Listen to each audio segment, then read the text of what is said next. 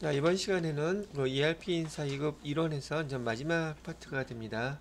마지막 파트에서 보시게 되면 우리 지난 시간까지 여기 임금 및 복리후생관리에서 임금 관리, 그 다음에 복리후생관리, 소득세 이에 대한 것을 정리해 봤고요. 이번 시간에는 마지막으로 노사관리, 즉 회사 사측과 그다음에 근로자들의 관계를 갖다가 관리하는 내용들에 대해서 정리를 해보도록 할게요.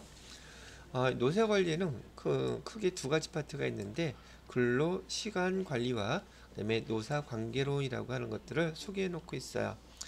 요 마지막 파트 제가 준비가 안 돼서 그냥 교재로 어저께처럼 계속 이어서 설명을 해드리도록 하겠습니다.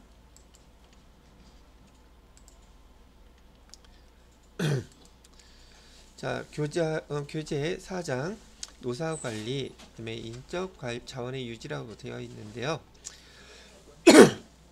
자, 내용을 보시게 되면 근로시간, 아까 말씀드렸던 것처럼 근로시간이란 근로자와 고용주와의 관계, 계약관계에 따라서 노동력을 제공하는 시간을 우리는 근로시간이라고 부른다는 얘기죠.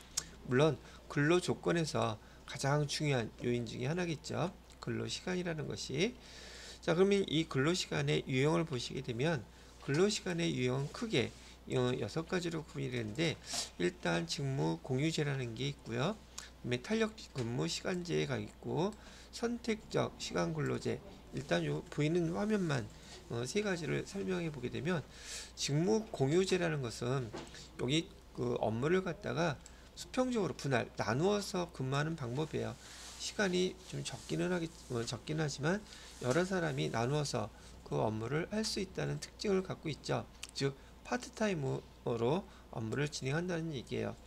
사람을 구하기는 힘들고 또 시간적으로 그 한 사람이 그 시간을 다 소화하지 못할 때, 보통 요즘 주변에서 보면은 무슨 매장 같은 데서 식당에서 이렇게 그 알바를 갖다가 그 시간을 나누어서 그 구성을 해놓는 걸 많이 보게 되더라고요. 이게 바로 직무 공유제라고 보시면 된다는 얘기죠. 여러 명을 고용하게 되니까 고용 유지라든지 창출이 되는 반면에 여가시간, 알바라고 제가 말씀드렸던 것처럼 자기가 좀 시간이 나는 시간에 그 직무에 대해서 일부를 담당해서 할 수 있다는 특징이 있었죠. 그 다음에 종업원 간의 지식 경험 공유를 할 수 있는 그런 직무, 성과 향상도 볼 수 있는 반면에, 단점으로는 시간이 적다 보니까 근무 시간 감소로 인해서 소득은 아마 더 적겠죠. 벌써 요즘은 여러분 MZ세대에 이런 말 많이 쓰시는 것 같아요. N 잡러, M 잡놈이 아니라 N 잡러.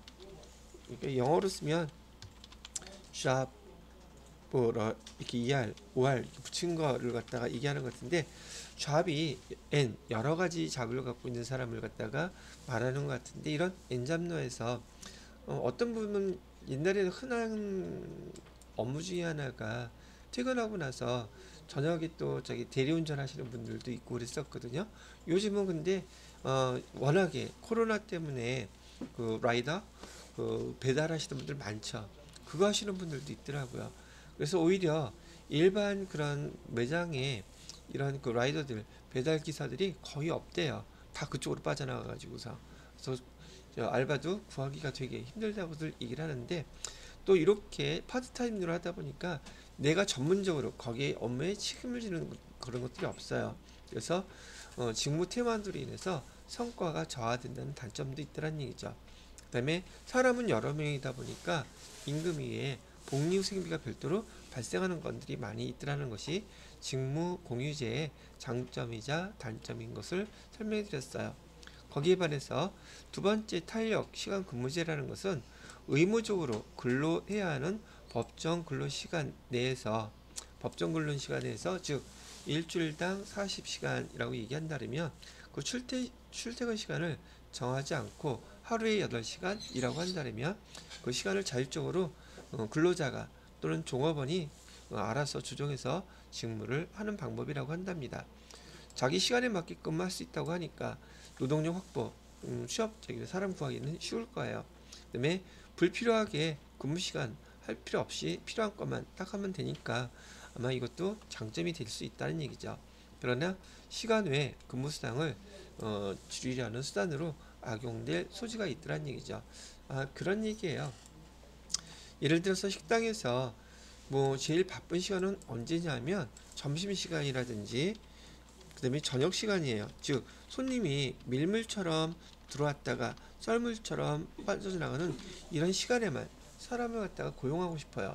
근데 대부분 제가 주변에서 보니까 점심시간이 됐던 저녁 시간이 됐던 손님이 몰리는 시간, 바쁜 시간은 딱 2시간 정도더라고요.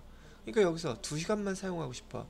여기 매장을 운영하고 있는 사장님 입장에서는 2시간만 딱 사용하고 싶은데 바쁠 때만 좋은 점은 2시간만 사용하게 된다면 사장님 입장에서는 좋을지 모르겠지만 딱 2시간만 일해서는 큰 돈이 될 수가 없단 말이죠. 그렇죠? 그러다 보니까 사람들이 이렇게 하면 아예 지원을 안 해요. 보통 파트를 나누어서 뭐 점심 때 4시간, 저녁 때 4시간, 점심 때 4시간은 A라는 직원이, 그다음에 저녁 또 4시간은 B라는 직원이, 이렇게 하면 4시간씩 근무하고 한 사람 8시간 근무할 거를 갖다가 나누어서 일할 수도 있겠죠. 그다음에 시간도 이렇게 등등 할 수 있다는 그런 상황이 탄력 근무 시간제 하나의 또 예로 설명이 가능하다는 얘기네요. 자, 그다음에 선택적 근로시간제라는 게 있어요. 선택적 근로시간제라는 것은 1개월 이내에 정산 기간을 평균으로 1주 40시간, 주당 40시간을 초과하지 않는 범위 내에서 종업원이 자율적으로 1일 또는 일주일 근무 시간을 자유롭게 조정하는 방법이라고 해요. 뭐 잘 맞는다면 종업원 입장에서는 사기가 증진이 될 것이고, 뭐 불필요한 근무 시간 삭감으로 대한 인건비도 감소한대요. 그다음에 법정 근로 미달 시에는, 시간 미달 시에는 성과 저하 가능성이 있다 합니다. 자, 그다음에 간주 근로시간제라는 게 있는데, 간주 근로시간제라는 것은 사용자가 종업원에게 본인의 근로 관리 시간을 위임해 주는, 하여튼 여기 참 이런데 좀 보기 쉽지는 않은데요. 간주 근로시간제는 사용자가, 사장님이 나의 근로시간을 네가 알아서 정해서 해라, 그 결정권을 갖다가 관리자 종업원들한테 위임해 주는 제도를 갖다가 간주 근로시간제라고 부른답니다. 자, 그 다음에 재량 근로시간제라는 게 있는데, 재량 근로 업무의 성질상 업무 수행 방법을 근로자 재량에 맡길 필요가 있는 경우 사용자가 근로자 대표와 서면 합의로 정한 시간을 근로한 것으로 인정하는 제도라고 얘기를 하고 있네요. 자, 그 다음에 교대 근무 시간제 많이 있죠. 보통 생산직에서도 교대 또는 우리 아파트에 보시게 되면 경비원들 일일 교대 근무제를 하고 있죠. 조를 짜가지고서는 돌아가면서 근무하는 것을 교대 근무 시간제라고 하는데, 요즘 최근에 우리 주변에서 많이 볼 수 있는 근로시간제 최근 동향은 집중 근무제라든지 24시간 선택 근무제, 그다음에 원격 근무제, 코로나 때문에 이 원격 근무제라든지 재택 근무제가 많이 유행하고 있죠. 그다음에 파트타임제, 그다음에 비정규직, 이런 동향이 최근에 많이 근로시간제로 사용되고 있다고 합니다. 자, 그 다음에 보시게 되면은 노사관계론, 이번에는 근로자와 회사 측의 관계를 갖다가 설명하고 있어요. 자, 노사관계라는 게 뭘까 봤더니 종업원을 대상으로 노동력을 효율적으로 관리하는 것을 목적으로 하는 인사관리라고 부른다 그랬었죠.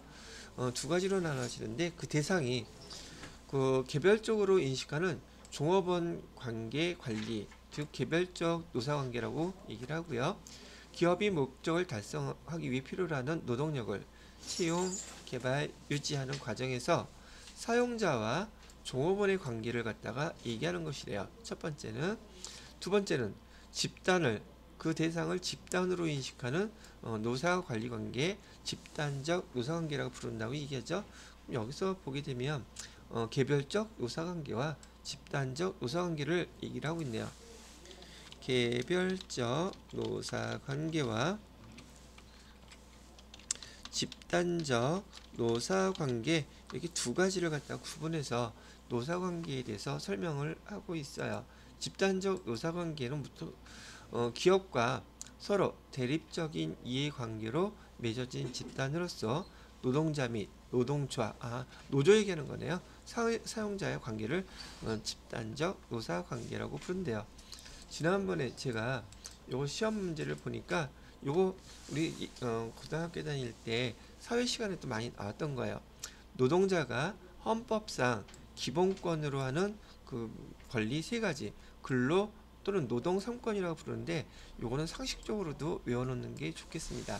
단결권, 노동자들이 근로 조건 향상을 위해서 노동조합을 조직할 권리를 갖다가 단결권이라고 부릅니다. 그다음에 두 번째는 단체 교섭권, 노동조합을 통해 사용자와 협상할 권리를 갖고 있는 것을 우리는 단체 교섭권이라고 부르고, 자신들의 주장을 관철하기 위해 행위를 할 수 있는 권리를 단체 행동권이라고 부릅니다. 단결권, 단체 교섭권, 그다음에 단체 행동권, 그냥 흐름을 기억한다 그러면 단결권, 노동조합을 만들 수 있는 권리를 단결권이라고 그러고, 만들어 놓은 다음에 사용자와 교섭할 수 있는 권리 단체 교섭권, 그 다음에 이게 관철되도록 하기 위해서 행동할 수 있는 단체 행동권, 이렇게 세 가지를 기억해 놓으시면 되겠네요. 자, 이제 노동조합에 대한 보편적인 내용을 한번 보시게 되면, 자, 조금 전에 얘기했던 거, 노동조합이란 근로자의 근로 조건의 개선 또는 경제적, 사회적 지위 향상과 근로생활의 질적 향상을 목적으로, 근로자들의 이런 것들을 목적으로 근로자의 자주적 결성 단체를 우리는 노동조합이라고 부른답니다. 자, 노동조합의 의의라고 되어 있는데, 우리나라의 노동조합은 노동관계조정법 제2조 제4호에서 노동조합이라 함은 근로자가 주체가 되어 자주적으로 단결하여, 자주적으로 단결한다는 건 단결권 얘기하는 거고요. 근로조건의 유지, 개선, 기타 근로자의 경제적, 사회적 지위 향상을 도모함을 목적으로 조직하는 단체, 그 또는 연합단체를 말한다 라고 규정하고 있대요. 가장 일반적인 이유는 경영층에서 지불하는 임금이나 복리후생, 그리고 근로조건이나 경영반칙, 이런 것들이 마음에 들지 않거나 이들을 좀 더 유리한 상태로 돌려놓기 위해 근로자가 노조에 가입한다고 합니다. 또한 집단 소속감이라든지 경제적 안정감, 그 다음에 자율성과 독립성, 직장 환경에 대한 이해와 의사표현, 공정한 인간적인 대우, 노조 압력과 리더십 기회 등이 있다고 구분을 하고 있습니다. 자, 그 다음에 노동조합의 역할을 보게 되면 아까 그 말씀해드렸던 단체 교섭, 단체 협약, 그 다음에 노동쟁의, 이런 것을 노동조합의 역할이라고 본다고 하는 거예요. 그럼 노동조합의 기능을 보면 아까 경제적 기능도 있고 공제적 기능도 있고 그 다음에 정치적 기능도 있다고 하네요. 노동조합의 기능을 보게 되면 경제적 기능이라는 것은 노동조합이 노동시장을 배타적으로 독점함으로써 그들의 경제적 지위를 높이려 하는 기능으로 노조의 가장 주되고 핵심적인 기능이라고 한답니다. 경제적 기능이 노조의 가장 핵심적인 기능이구나. 그다음에 공제적 기능이라고 얘기하는 것은 노동조합이 조합원들의 생활을 안정시키기 위하여 착수한 활동 중에서 중요한 것 중에 하나가 공제 기능인데, 상호 부조, 노조 직원들끼리요 서로 돕자고 하는 거죠. 상호 부조를 하기 위하여 준비된 조합 기금 중에서 질병, 재해, 노령, 사망, 실업 등으로 일시적인 또는 영구적인 노동력을 상실했을 때 조합원의 생활 안정을 위해서 준비된 조합 기금에서 노령자나 부양 또는 구직 이런 것들을 교환 이런 것들을 지불하게 되는 기능이라고 합니다. 그래서 회사에서 보게 되면 이 노동조합의 그 직원들은 노조 회비라고 해서 노조 회비를 갖다가 각 그 직원들 중에서 노조에 가입한 직원들은 이 회비를 일정하게 매달 공제하는 기능도 갖고 있어요. 그 공제하는 이유는 이럴 때 사용하고자 돈을 갖다가 모은다고 보시면 되겠죠. 자, 세 번째 정치적 기능이라고 되어 있는데, 경제적 기능은 사용자와 단체 교섭을 통해서 발휘되는데 비해서 이 정치적 기능은 그 상대가 사용자가 아니라 국가나 지방자치단체가 될 수도 있다고 합니다. 노동관계법의 제정과 개정, 세제, 물가정책, 사회보험제도, 임금 가이드라인, 기타 복지정책 개정이나 집행과 관련된 그런 법에 대해서 그들에게 유리하도록 특정 정당을 지지하거나 반대하는 기능도 있는데, 이걸 정치적 기능이라고 부른다고 얘기하는 거예요. 자, 그러면 이 노동조합의 형태를 좀 볼까요? 노동조합의 형태는 크게 기업별 노동조합, 직업별 노동조합, 또는 일반 노동조합, 산업별 노동조합, 이런 조합의 형태들이 지금 있다고 얘기하네요. 기업별 노동조합은 동일한 기업들이요, 출판업체면 출판업체, 전자부품업체면 전자부품업체 등 동일한 기업에 종사하는 근로자들로 조직되는 직장별 노동조합의 형태를 얘기한다고 하고요. 직업별 노동조합이라고 얘기한다면 특정 산업하고는 무관하게 직업이나 동일 직종에 종사하는 근로자들이 결성하는 노동조합의 형태라고 하고, 역사적으로 가장 오래된 형태라고 얘기를 하네요. 우리 예를 들어서요, 우리 회계, 세무 배우는 담당자들은 회계나 세무 이런 직업을 갖고 있는 사람들이 노조를 만들 수도 있다는 얘기고요. 그다음에 미용, 여성분들인 경우 미용 노동조합도 만들 수 있다는 얘기가 같은 그 직업으로 해서, 지난번에 보니까 그 트럭 운전사들 많이 뉴스에 나오죠. 그 트럭에 대해서 등등 불합리한 거 있으면 그 사람들이 결성해서 노조를 만들어 가지고 대항하는 경우도 있다고 하더라고요. 일반 노동조합은 산업이나 직업 이런 거 무관하게 동일한 지역에 있는 기업을 중심으로 노동되는 노동조합의 형태라고 얘기하고요. 산업별 그다음에 노동조합은 일정 산업, 다 기업이면은 기업, 직업이면 직업, 산업이면 산업, 이런 식으로 구분해서 노동조합을 만들고 그런다고 얘기를 하고 있습니다. 자, 요 용어는 보통 경영학에서 많이 인사관계론 설명할 때 나오는 것들이긴 한데요. 노동조합에 가입하는 방법이 있대요. 기본적인 형태는 클로즈드 샵이라고 되는데, 조합원 자격이 있는 근로자만 채용하고, 그다음에 일단 채용된 근로자도 조합원의 자격을 상실하면 근로자가 될 수 없도록 하는 제도라 하는데, 클로즈라는 게 딱 닫다는 뜻이잖아요. 무조건 회사 직원이 되면, 보통 순서는 클로즈샵 같은 노조 가입 형태는요, 직원이 되면 이 노조에 무조건 가입해야 돼요. 가입하지 않는다 그러면 그 회사 직원이 될 수 없어요. 그걸 노조가 제시한 거예요. 그래서 사측도 받아들여서 노조 가입 형태가 클로즈샵이라 그러면은 무조건 회사의 직원이 됐다면 노조에 가입해야 된다, 이런 뜻이고요. 반대로 여기 밑에 오픈숍이라고, 클로즈의 반대말이 오픈이잖아요. 오픈숍이라 그러면 사용자가 조합원이든 비조합원이든 자유롭게 근로자를 채용할 수 있는 제도, 조합원이 아니든 조합에 가입하던 가입하지 않던 상관없이 그냥 마음대로 선택해서 채용할 수 있는 제도를 오픈숍이라고 얘기한다는 거죠. 같은 회사 내에서 직원들 중에서 노조의 조합원일 수도 있고 노조의 조합원이 아닐 수도 있는 형태라고 보시면 돼요. 자, 거기에 반해서 가운데 있는 이 유니언숍이요. 유니언숍은 사용자가 비조합원을 채용할 수 있지만 채용된 이후에 일정 기간 내에 피고용자가 자동적으로 노조에 가입하기, 일정한 시간을 준다는 얘기예요. 유니언숍 제도는요. 그래서 클로즈숍은 무조건, 오픈숍은 해도 그만 안 해도 그만, 유니언숍은 일정한 기간이 지나면 반드시, 이런 식으로 보시면 된다고 얘기를 하는 겁니다.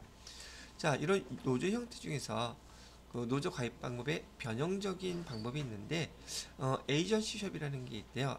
에이전시숍은 뭔가 봤더니 채용된 종업원에 대하여 특정 노동조합의 가입을 강제하지는 않지만 비조합원에 대해서도 조합원들의 조합비에 상당하는 금액을 정기적으로 노동조합에 납입하도록 하는 제도래요. 이건 어떤 뜻이냐면 회사에서 노조가 운영되려고 한다면은 회원들의 일정한 회비가 있어야지 돼요. 근데 회원에 가입을 하지 않게 되면 또는 그 조합비를 내지 않기 위해서 조합에 가입 안 할 수 있잖아요. 그래서 조합에 가입하건 하지 않건 그건 자유예요. 그렇지만 비조합원인 경우에도 반드시 그 회비는 다 동일하게 납부하도록 하는 제도가 바로 에이전시 샵이라고 부르는 것이에요. 자, 메인터넌스 샵이라고 하는 거 보니까 메인터넌스 샵은 노동조합에 가입된 이후 일정한 기간 동안 노동조합원으로서 자격을 유지해야 한다는 제도. 메인터넌스란 말 뜻은 유지한다는 뜻이거든요. 노조에 가입을 해갖고 기간은 일정한 기간 입사해서 1년 후 1년 아니면 입사하고 난 다음에 1년 이렇게 일정한 기간을 노동조합에 반드시 가입해야 된다는 조건을 단 그런 노조 가입 방법이 메인터넌스 샵이라고 얘기를 하고 있습니다. 여기 일정 기간 동안 반드시 노조 자격을 유지해야 한다는 제도고요. 그다음에 프리퍼렌셜 샵이라고 되어 있는데 이 프리퍼렌셜 샵은 종업원 채용할 때 비조합원보다 조합원에게 고용상의 혜택을 부여하는 제도가 프리퍼렌셜 샵이라는데 프리퍼런스란 말이 지금 선호하다, 더 좋아하다 이런 뜻이거든요. 그러다 보니까 비조합원보다는 조합원을 더 선호하는 그런 형태를 얘기한다고 합니다. 그다음에 체크오픈 제도라고 되어 있는데 얘는 우리말로 저기 해석해 놓은 거 보니까 조합비 일괄 공제라고 되어 있는데 사용자가 근로자에게 임금을 지급하기 전에 미리 임금을 조합비에서 공제하여 징수한 후 조합에게 일괄적으로 납부하는 제도라고 얘기를 하고 있네요. 이거는 에이전시 샵하고 거의 비슷한 내용이긴 한데 에이전시 샵은 그냥 본인들이 조합비를 납부하는 거에 반해서 여기 체크오프 제도라는 것은 체크카드 사용하는 거 생각하시면 돼요. 아예 우리 원천 징수하는 것처럼 회사에서 돈을 갖다가 아예 띄어가지고 노조한테 그 돈을 전달해 주는 제도예요. 그럼 안 낼래야 안 낼 수가 없겠죠. 들어오기도 전에 벌써 빠져나가니까. 그래서 여기서 설명한 내용들이요 바로 노동조합의 가입 방법의 형태들을 쭉 설명을 해드리고 있습니다. 자, 그 다음에 다음 파트를 보시게 되면 이런 단체 교섭, 단체 협약이라는 게 있는데요. 자, 노동조합이 사용자와 어떤 행위를 할 때 단체 교섭이란 아까 노동 상권의 행동권, 그러니까 단결권이라든지 단체 교섭권이라든지 단체 행동권 있다고 말씀을 해드렸었죠. 단체 교섭이란 노동자와 사용자 또는 사용자 단체가 근로자의 임금이라든지 그다음에 여기 근로시간 제일 중요한 거잖아요. 임금도 근로자한테 회사로 다 중요하고 근로시간도 중요해요. 이런 근로조건에 대해 관련해서 평화적 방법에 의해 집단적으로 교섭, 타협하고 단체 협약을 체결하는 절차를 우린 단체 교섭 또는 단체 협약이라고 부른대요. 자, 교섭 준비해야 되겠죠. 그다음에 예비 교섭한 다음에 본 교섭, 그다음에 마무리 교섭, 그다음에 교섭한 거에 대한 평가 이렇게 5가지 절차로 구성된다고 하는데 이런 절차는 사실 우리 주변에서 한 5월달 되면 우리 현대 자동차 노조가 아주 그 임금과 관련돼서 우리나라의 큰 방향의 틀을 여기서 많이 좌지우지하는 경우가 많이 있어요. 거기서도 그 노조들이 이런 절차 단계에 의해서 얘네들을 진행한다고 합니다. 자, 그러면 단체 교섭의 유형을 보니까 교섭하는 방법이 여러 가지가 있는 모양이에요. 자, 첫 번째 단체 교섭의 유형에는 통일 교섭이라는 게 있대요. 전국적 또는 지역적 또는 산업별, 직업별 노동조합 대표와 이에 대응하는 사용자 단체와의 교섭 방식 통일 교섭이라는 용어로 쓴대요. 거기 반해서 대각선 교섭은 또 뭔가 봤더니 대각선 교섭은 전국적, 지역별, 산업별, 노동조합 대표와 이에 노동조합의 대표와 그다음에 개별 기업의 사용자 대표 사이에 이루어지는 교섭 방식. 이거는 전국적, 이렇게 그냥 해볼까요? 전국적 그 노조가 전국적 단위의 똑같이 전국적 단위의 사용자 단체와 교섭을 하게 되면 그건 통일 교섭이라는 용어로 사용한다는 얘기고요. 이번엔 전국적 그 단체의 노조가 개별적 사용자와 교섭하는 것을 대각선 교섭이라는 식으로 부른다고 얘기를 하고 있어요. 거기에 반해서 기업별 교섭은 특정 기업 또는 사업장 단위로 조직된 노동자의 대표와 기업의 사용자 대표 사이에 이루어지는 교섭 방식으로 일사업장 또는 기업을 단위로 일사용자와 1대1이라고 보시면 되겠네요. 1대1 노조가 교섭하는 형태를 기업별 교섭이라는 것으로 본대요. 그 다음에 공동교섭, 기업별 노동조합의 단위 조합 또는 지부가 산업별 상부단체와 공동으로 당의 기업의 사용자 대표와 이루어지는 교섭 방식을 공동교섭이라고 부르고, 집단교섭, 복수의 기업별 노동조합의 집단을 구성해서 이에 대응하는 복수 기업의 사용자 대표와 집단을 이루는 방식을 교섭 방식을 말한다고 얘기를 합니다. 그러면 이 통일 교섭에서 얘는 전국적인데 반해서 집단 교섭은 좀 여러 개의 그 기업별 노동자, 통일 전국적이 100개 있다면 여기는 한 10개 정도 이렇게 나누어서 그 해당되는 그 노조와 그 해당되는 회사의 대표와 교섭하는 것을 집단 교섭 이런 용어로 사용한대요. 교섭 단체 교섭의 용어들이 이렇게 5가지나 되는데 구분해서 잘 체크를 해두셔야 되겠네요. 자, 그 다음에 이건 자주 사용하는, 우리들 입장에서는 자주 사용하는 용어가 아니다 보니까 여러분 그 시험에서 요거에 대한 구분을 하라고 문제에서 출제가 되면 조금 헷갈릴 수 있을 것 같아요. 그래서 구분을 차근차근 특징되는 용어로 해놓으시면 도움이 될 것 같습니다. 자, 그 다음에 단체 협약에 대해서 설명하게 되면, 단체 교섭의 결과로 이제 약속을 하는 거죠. 단체 협약이란 노동조합하고 그다음에 사용자가, 그게 대상이 임금이 됐던 그다음에 기타 협의사항이 됐던 이런 것들을 서로 서면화한 것을 단체 협약이라고 부른대요. 단체 협약의 경우 2년을 초과하여 유효기간을 정할 수 없다고 하네요. 단체 협약의 유효기간은 최대 2년이라고 볼 수 있겠죠. 환경이 계속 변하기 때문에 한번 교섭된 걸로 계속적으로 지속적으로 쓸 수는 없고 최대 2년까지 쓸 수 있다고 얘기를 하는 것이죠. 자, 그 다음에 단체 협약의 효력, 규범적 효력이 있다 그러는데, 단체 협약 체결 당사자가 아닌 근로자와 그 다음에 사용자 간의 근로 관계를 구속하는 효력으로 근로자의 대우 및 근로 조건, 거기에는 임금, 퇴직금, 상여금, 복리후세, 근로시간 정년, 재해보장 이런 것들을 강제적 효력을 갖다가 의미하는 것을 규범적 효력이라고 불러요. 이건 규범적 효력은 단체 협약 체결 당사자 아닌 경우를 얘기하는 겁니다. 아닌 근로자. 자, 채무적 효력이라고 되어 있는데, 채무적 효력은 협약 당사자의 권리, 의무에 관한 조항을 의미합니다. 채무적 효력이라는 것은 반대로 돈 관계가 아니라 협약을 맺었으면 그거를 지켜야 될 책임, 의무 이런 것들을 얘기한다는 얘기예요. 그다음에 지역적 구속력, 동일 지역의 동종 근로자에 대하여 단체 협약의 효력을 확대 적용하는 효력.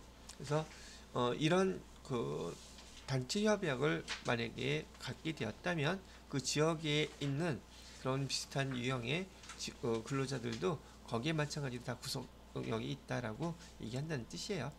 자, 일반적인 구속력, 단체 협약의 규범적 효율을 확대 적용하는 하나의 공장이나 사업장 단위로 한 그 동종에 과반수 노동조합원에 대하여 적용하는 단체 협약의 규범적 효력을 나머지 동종의 비조합 근로자에게도 적용하는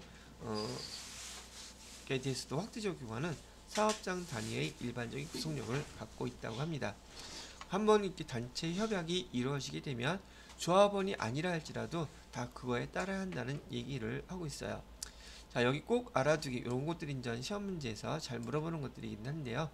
단체 협약의 기능, 근로조건 개선 기능, 평화적 기능, 경영 안정 기능, 요 세 가지 이외에 다른 거 하나 띡 집어넣고 다음 중 단체 협약 기능에 해당되지 않는 거 찾으라고 하겠죠.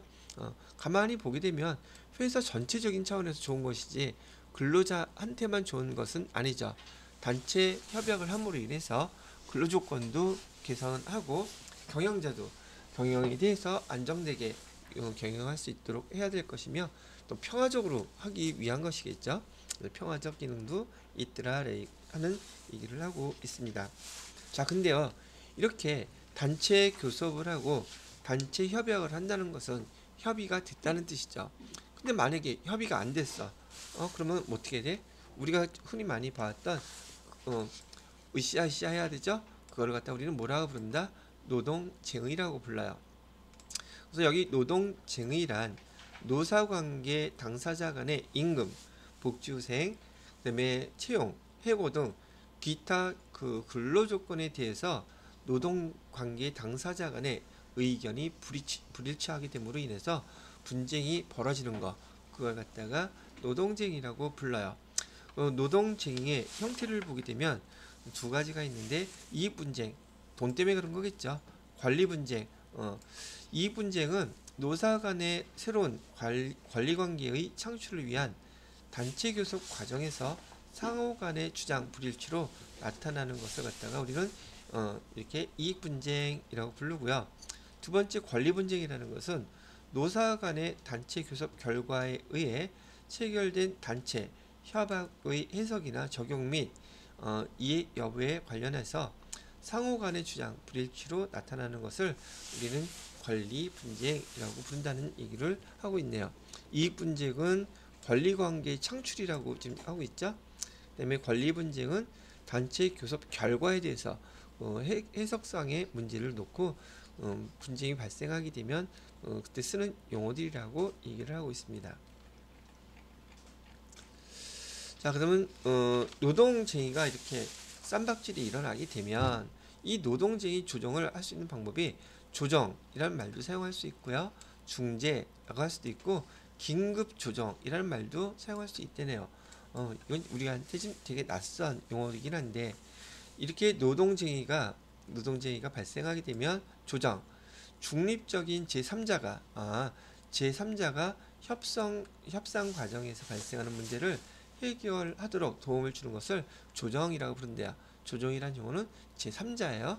즉 사측도 아니고 노조 측도 아닌 제3자가 조정해 주는 것을 얘기하는 것이고요.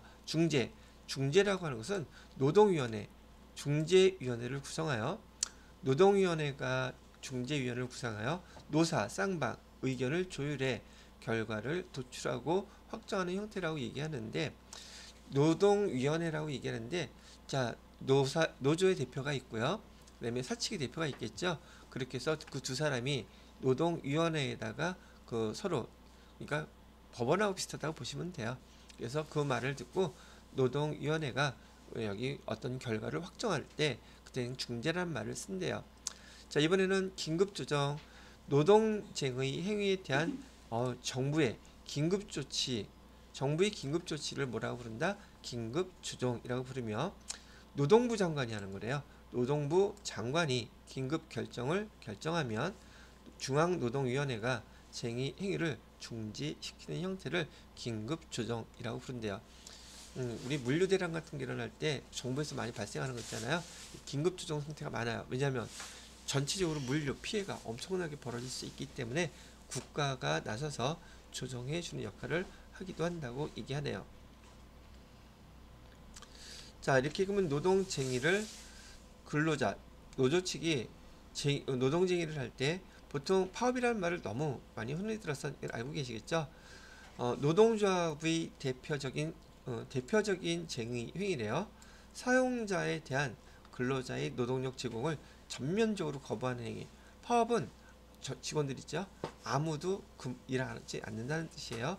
자, 태업이란 말은 일은 하는데 규정에 맞게끔 천천히, 그러니까 노동조합이 조합원의 노동력을 부분적으로 통제하는 거예요. 부분적으로 통제해서 근로자의 작업 수행과 과정에 작업의 속도를 떨어뜨리거나 작업 능률을 떨어뜨리는 행위, 이런 걸 태업이라고 그러는데요. 띵가띵가 한다는 얘기죠. 근데 이걸 누가 조종한다는 거예요? 노조가 그렇게 하도록, 태업을 하도록 유도한다는 뜻이고요. 그 다음에 보이콧이란 말이 있는데, 제품 구입 거절 등의 형태로 나타나는 집단적인 불매 운동을 갖다가 우리는 보이콧이라고 하고, 우리나라에서 지금도 진행 중인 것을 알고 있는데, 이 보이콧의 대표적인 사례가 지금 일본 제품 안 쓰기 노제팬 많이 하고 있죠. 이게 바로 보이콧이에요. 근데 강제하고 있나요? 강제하고 있지는 않아요. 근데 그런 운동을 갖다가 전국적으로 국민들이 많이 그냥 동참하고 있는 거죠. 나 동참할게가 아니라 그냥 물건 안 사는 거예요. 보이콧이라고 보면 되시겠고요. 피켓팅도 텔레비에 많이 나오죠. 파업의 효율성을 위하여 파업 피참여자에게 쟁의 행위에 참여할 것을 호소하는 일련의 행위, 피켓팅이라고 그러고 이렇게 써서 붙여갖고 다니는 거 있죠. 그런 거. 그다음에 생산 통제라는 것도 있네요. 기업의 경영 사정이 크게 어렵고 노사 관계가 불안정한 상태에서 발생할 수 있는 쟁의 행위로 기업의 생산 시설을 점유하는 방법 등으로 생산 활동을 통제하는 행위도, 이건 보통 우리 점거라는 말을 많이 쓰죠. 대학교 뭐 저 때는 그랬는데 그 총장실 점거하고 어디 점거하는 상태가, 여기는 어딜 점거한 거예요? 생산시죠. 공장을 갖다 점거해 버리니까 제품을 생산할 수가 없겠죠. 이것도 쟁의 행위 중에 하나라고 얘기를 하고 있어요. 그다음에 제일 바람직한 것 중에 하나는 준법 투쟁이에요. 근로기준법에서 노동관계 규정을 엄격히 준수하면서 일할 거 일하고, 그다음에 잔업이나 휴일근무 등 거부하면서 기업의 정상화를 힘들게 하는 행위라 그러는데, 딱 8시간만 근무해. 근데 이 회사는 8시간만 근무해서는 안 돼. 필요에 따라서는 잔업도 해야 되고 휴일근무도 해야 되는데, 특히 제조업이 많이 그러거든요. 근데 준법 하는 거예요. 법을 지키면서 준수하면서. 대신 뭐는 안 해요? 잔업이나 휴일근무는 절대 안 한다. 8시간만 딱 근무한다. 원래 이런 잔업이나 휴일근무도 협의가 돼야지 할 수 있는 것들이거든요. 근로자들하고. 근데 근로자를 대표하는 게 누구예요? 노조잖아요. 노조가 이걸 못하게끔 하는 거예요. 자, 이런 것들이 있고요. 거기에 반해서 이렇게 근로자들만 노동쟁의를 할 수 있느냐? 사용자들도 노동쟁의에 대해서 반대적인 행동을 취할 수 있어요. 직장 폐쇄하는 것들이 많은 상대적인 방법인데, 쟁의 중인 사업장에 대하여 생산시설의 폐쇄를 통해서 근로자들의 출입 차단과 함께 근로자의 노동력 제공도 집단적으로 거부하는 행위. 오히려 이제 쟁의를 갖다가 하니까 회사도 그러면 오지 마. 그리고 직장을 갖다 폐쇄해버리는 거예요. 그러면 이제 폐쇄가 된 상태에서는 근로자들도 들어갈 수가 없어요. 왜? 사용자가 들어오지 말라고 이제 선을 그어버렸으니까. 그다음에 조업 계속이라는 말도 있는데, 대체교용. 보통 이건 언제 많이 발생하느냐면, 여러분들이 그 텔레비에서 보게 되면 지하철 노조, 옛날에 요즘은 좀 덜하지만 지하철 노조가 파업을 하게 되면 지하철을 운행해 보았던 사람들, 그다음에 군 기관에 있는 사람들, 이런 사람들을 갖다 동원해 가지고서 그 업무를 계속하게 유지하게 만드는 것이죠. 그런 것들을 얘기하는데, 사용자가 노동조합 측의 쟁의 행위에 참여하지 않는 근로자 중 희망 근로자 또는 관리자 등을 동원해서 조업을 계속하는 행위를 말한다고 얘기를 하네요. 뭐 지하철 같은 경우에는 어느 정도 나이가 되면 지하철 운행을 하다가 그 관련된 사무직으로 옮기는 분들도 많이 있잖아요. 근데 또 파업을 하게 되면, 또는 이렇게 노동쟁의가 벌어지게 돼서 태업을 하게 되면 누군가는 운전해야 될 거 아니겠어요. 그럼 그 사람들 대체 인력들을 다 동원하는 거예요. 군대에 가 있는 사람까지 다 동원합니다. 그래서 조업을 계속하는 것을 조업 계속 또는 대체 고용이란 말을 더 많이 쓰죠. 대체 고용을 해서 업무하는 것을 말한다고 얘기합니다. 자, 이거는 부당 노동행위, 즉 노동행위를 우리가 노동쟁의를 하는데 이렇게 하면 안 된다는 거예요. 이건 부당 노동행위라고 부르는 것이고, 사용자가 노동조합의 정당한 권리를 침해하거나 반대로 노동조합이 사용자의 정당한 권리를 침해할 수 있는 행위를 부당 노동행위라고 부른대요. 양쪽 다 부당할 수 있어요. 어떤 게 본 거 보니까 불이익 대우, 사용자의 부당행위로 해고, 정근, 전환 배치, 출근 정지, 휴직 이런 것들은 근로자에게 불이익을 주는 경우를 불이익 대우라고 그러고, 얘는 부당 노동행위에 해당돼요. 이건 사용자가 부당하게 이런 행위를 해서는 안 된다는 뜻이라고 얘기를 하시는 것이고요. 그다음에 환경계약, 이것도 용어 처음 들어보는 거죠. 환경계약은 뭐예요? 근로자가 노동조합에 가입하지 않거나 탈퇴할 것을 고용조건으로 하여 근로자에게 불이익을 주는 경우, 이걸 뭐라고 부른다? 환견계약이라고 부른대요. 지금 용어가 특이하죠. 자, 아까 클로우드샵, 오픈샵 이런 얘기 했었는데, 직원을 채용할 때 사용자가 그 직원 채용하는 조건으로 노동조합에 가입하면 안 돼 라고 계약서에 서명하게 되는 것을 환견계약이라고 부른다는 얘기예요. 그 다음에 단체 교섭 거부, 단체 교섭을 하려고 하는데 노동조합의 대표자 또는 노동조합원으로부터 위임을 받은 자와 단체 협약 체결, 기타 단체 교섭을 정당한 이유 없이 거부하거나 방해하는 행위라고 그러는데, 노조하고 그 사측에서 단체 교섭을 안 하겠다고 받아들이지를 않는 거야. 그럼 교섭할 수 있는 대화 창구가 없어져 버리죠. 이런 경우를 갖다 뭐라고 부른다? 단체 교섭 거부라고 부르고, 얘는 부당 노동행위에 해당돼요. 자, 그 다음에 지배, 개입 및 경비원조, 사용자가 근로자의 노동조합 조직 또는 운영을 지배하거나 이에 개입하는 행위와 노동조합의 전임자에게 급여를 지급하는 노동조합의 운영비를 원조하는 행위는 지배, 개입, 경비원조라고 하는 부당 노동행위라고 얘기하는 거예요. 사용자는 노조에 거기에 대해서 등등 하면 된다 안 된다? 관여하지 말라는 얘기예요. 따로따로 된 것들이기 때문에. 자, 거기에 반해서 이 노조도 직원들도요, 경영에 참가할 수 있는 제도가 있는데 어떤 것들이 있는지 한번 봐두시면 어떨까 하네요. 자, 경영 참가 제도는 근로자 및 노동조합이 경영에 참가하는 정도를 얘기하고요. 자본을 참가할 수 있다. 종업원이 자기 회사에 기업 경영에 참가하는 방법 중에 자본 참가라는 게 있대요. 많이 들어보셨던 종업원 지주 제도, 근로자 직원들이요, 자기 회사의 주식을 취득 보유해서 주주로 있는 그런 형태를 얘기하는 거예요. 그다음에 스톡옵션, 이것도 마찬가지로 경영자가 또는 일정 직급에 있는 사람들이 주식 매입 선택권이라고도 부르며 매수 선택권이라고도 하며 자기 회사 주식을 갖게 되니까 경영에 자연적으로 참여하게 된다는 얘기죠. 자, 그 다음에 이익 또는 이윤의 참가 제도가 있는데, 기업의 생산성 향상이 되면 직원들에게, 근로자들에게 그만큼 이익을 갖다가 분배해주는 제도를 얘기한다고 합니다.